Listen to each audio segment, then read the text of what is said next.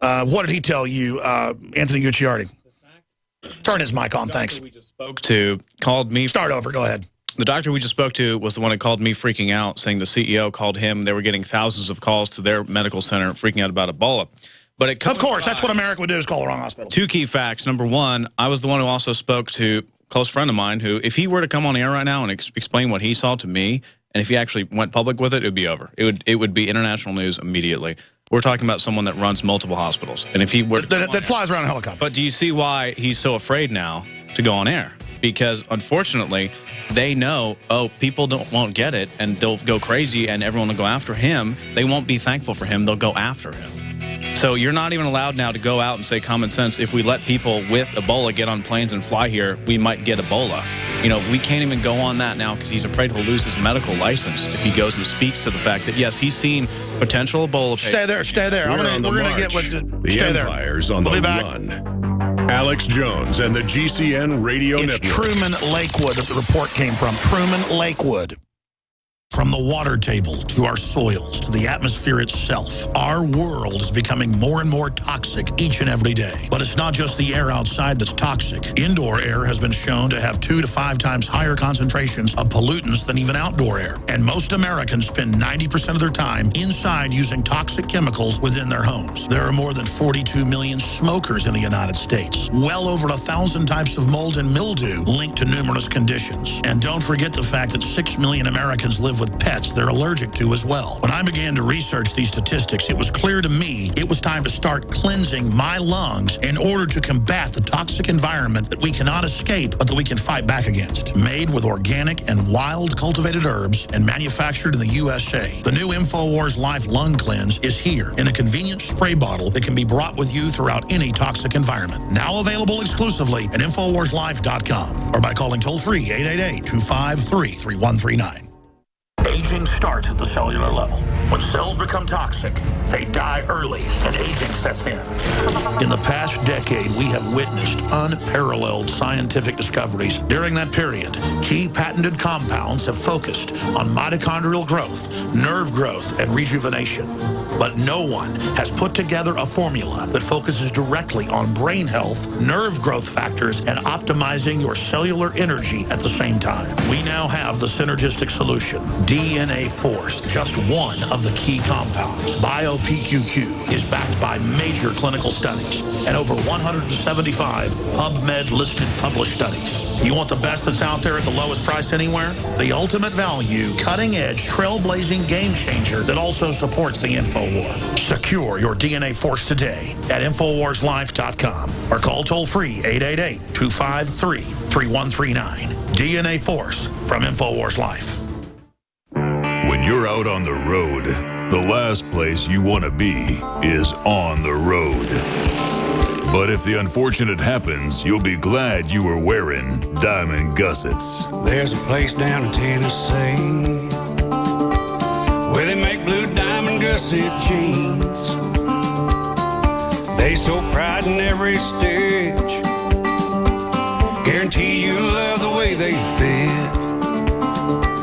They put a diamond gusset in the crotch where you need it most. Blue diamond gussets got it, others don't. We turn jeans inside out. Diamond Gusset Jeans. Made in the USA with unparalleled quality. Our Defender motorcycle jeans combine gusset comfort with Kevlar protection, so you can ride all day with confidence. Order yours at gusset.com. Diamond Gusset Jeans got it. Others don't.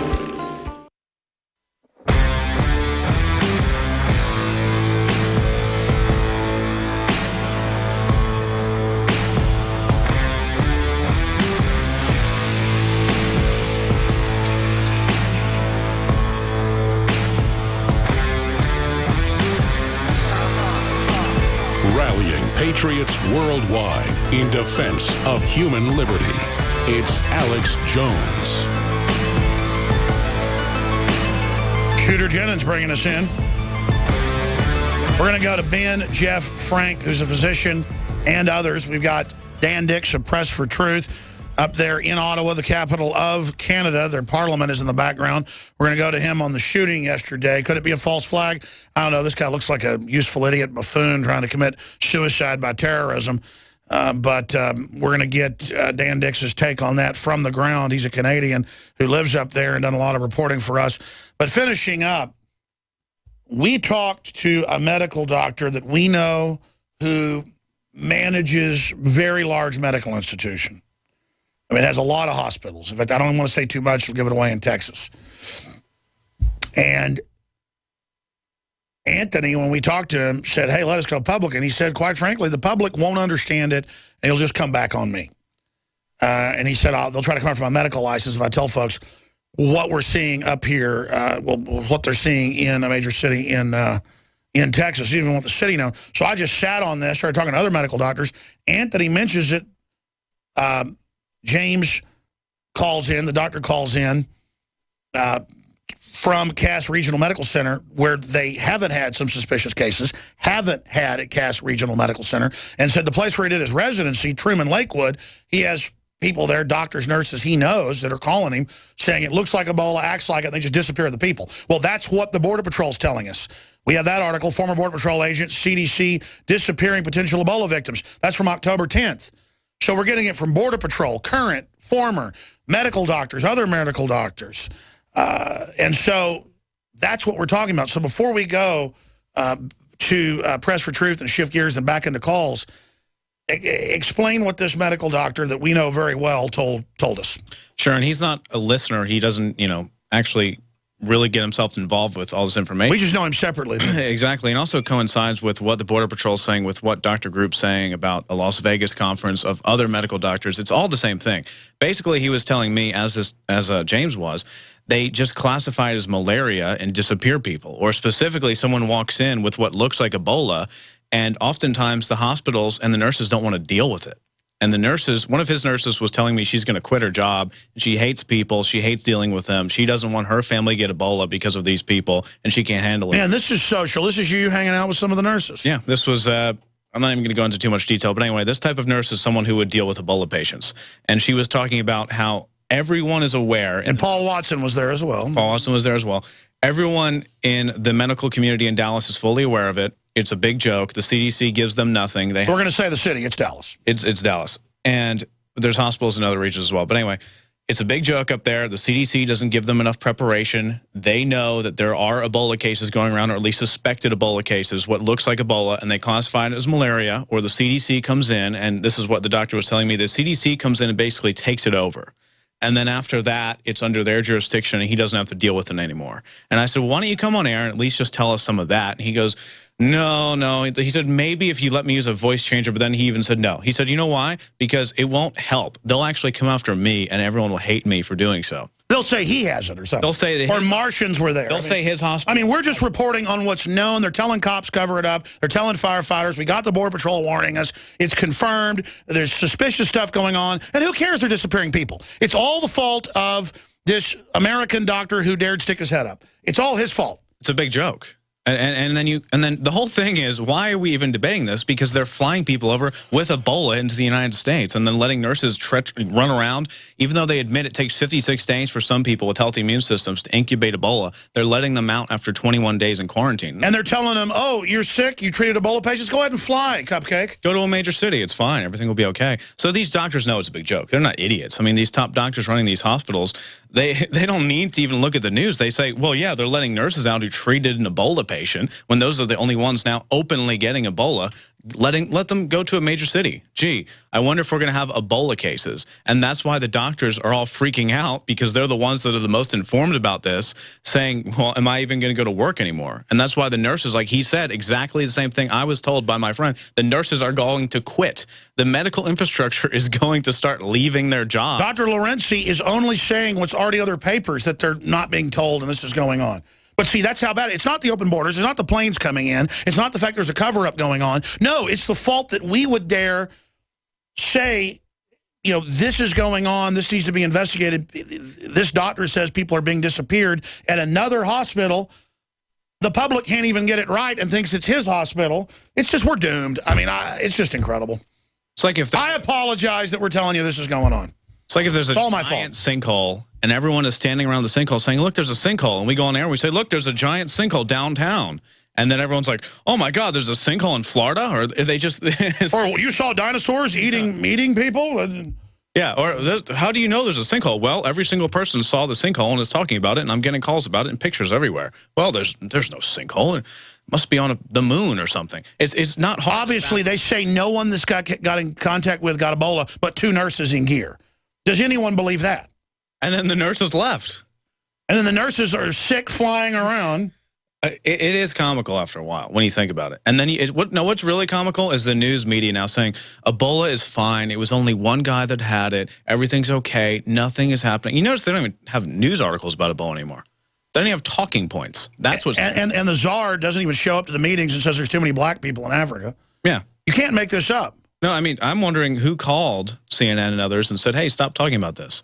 Because it went from them freaking out about it, like with actual nurses, or like the LA Times article where the nurses were like, yeah, the patient 0 sat in the waiting room for 4 hours, and we had no gear to treat him, and he was brought in, and we potentially contaminated the entire hazmat area. People are dying, vomiting on African flights out of areas ravaged on the plane. They don't even test them. They just go, oh, it's not Ebola. And now they're like, no, it's okay. Ebola's not. Obvious cover-up. Does that mean all of these are going to be real Ebola cases? We don't know.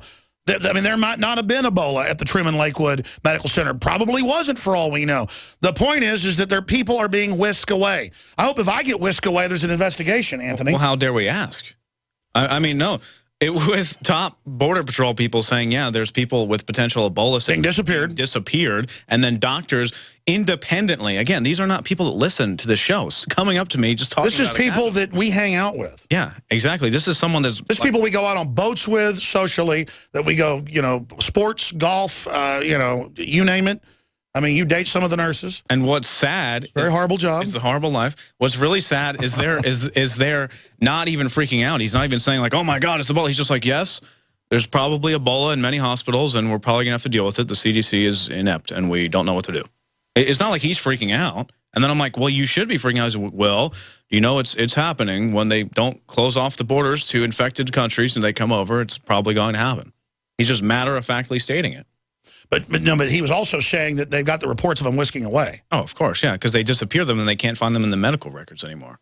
Just like he said, that's what is freaking me out, and no one seems to care. What freaks me out the most is they're independently saying all of these things. Same with him saying the nurses are going to quit. They go and look it up in the medical record system. It's not there anymore. This is over and over again, and they don't know each other. This is a guy from up near Kansas City, and this is someone in Texas. This is completely different areas, and they're finding the same thing, and they just say it's malaria, and they're like, well, the symptoms are completely different. They're bleeding out of their behind, and they're urinating blood, and they're like, well, that's okay. The CDC will come in and determine it, and then it's just nothing every time. Well, I just want to say bad job. There's no Ebola. Everything's fine. We should go to Liberia to prove that we're not intolerant and that we want to keep the borders open. We should go to Liberia, no protection whatsoever, and everything will be fine. And cry like to Kim Jong-un? Yeah, this is a worship Kim Jong-un. All right, let's just... for warning people. Okay, I appreciate you, Anthony. Great job. We got a bunch of articles going up on Infowars.com. I want to apologize to our next guest here, ladies and gentlemen, because I ended up pushing him back today, but obviously he understands in news that happens. Dan Dix, Press for Truth. I think it's .ca. This says .com, but great website, great investigative journalist, done a lot of investigative journalist work for us. And he's got the headline, What Happened in Ottawa, up on his site. We should post that article and that video. Dan, you're there in front of the Parliament where the shooting happened yesterday. You would have thought that Godzilla descended, destroying the city. I know one man died, and also the reported shooter died.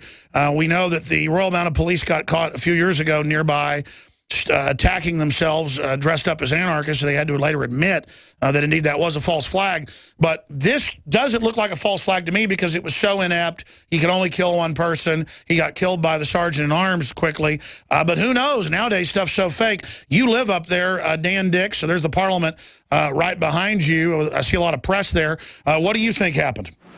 Well, regardless of what happened, one thing I do know is that this is going to completely change the political landscape here in Canada, simply because of the way that people are reacting to this. Now, whether or not this was a false flag or if this was a organic kind of rogue lash out still remains to be seen. But the bottom line is we do have to be careful as Canadians about how we respond to such a thing. I'm finding, I've interviewed a lot of people today, and the general consensus is that everybody seems to be okay with the increase in a police state around here, so long as it